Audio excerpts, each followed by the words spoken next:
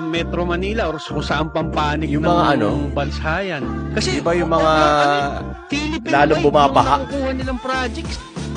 Oo, diba? kumbaga, Philippine wide, nationwide. Metro Manila eh. Oo, nationwide. Oo, nationwide yung mga projects na nakukuha nila.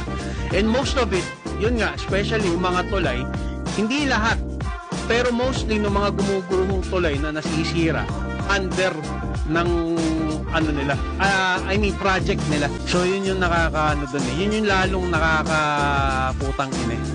So, diba? Alam mo na. Kung para alam mo na, pre. Based on eto na nga sa pagbuo natin ng mga kuro-kuro. Kung palpak ang mga project, ibig sabihin substandard ang pagkakagawa. Substandard. Okay. Sobrang substandard. Okay, sobrang substandard.